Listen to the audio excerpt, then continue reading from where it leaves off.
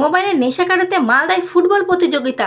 যুবক সমাজকে মোবাইলের নেশা থেকে মুক্ত করতে মাঠে ফেরাতে মালদায় ইংরেজবাজারে 16টি দলকে নিয়ে দুদিনব্যাপী ফুটবল প্রতিযোগিতা শুরু হয়েছে। সমাজসেবী প্রিয়াশিস সাহার উদ্যোগে আয়োজিত এই খেলায় বিজেপির বিশ্বজিৎ রায় ও কাউন্সিলর কৃষ্ণনাথ উপস্থিত ছিলেন। বিজয়ী দল পাবে 80,000 টাকা এবং রানার্স দল পাবে 60,000 টাকা।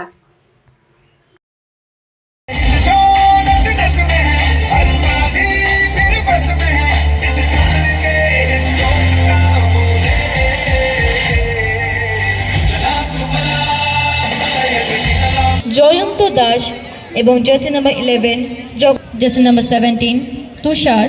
কোথায় এসেছিলেন এবং কি করলেন? আমরা 4 নম্বর ওয়ার্ডে 2 নম্বর কলোনির বাঘাযতীন মাঠে এসেছি। এখানে আমাদের অমিতাভ রায় ডাম্বেল এবং আমার ভাই আকাশ বিশেষ সমাজসেবী আমার সাথে উপস্থিত আছেন। 29 নম্বর ওয়ার্ডের কাউন্সিলর তথা আমাদের মণ্ডল সভাপতি সভানেত্রী কৃষ্ণানাথ, ওনাদের উপস্থিতিতে আজকে একটা বিশাল নকআউট ফুটবল টুর্নামেন্ট হচ্ছে।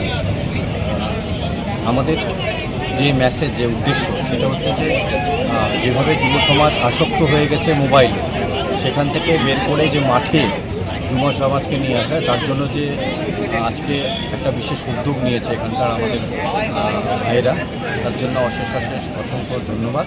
এবং এভাবেই চাই যে বাংলা এবং বাঙালির প্রাণ হচ্ছে কিন্তু ফুটবল।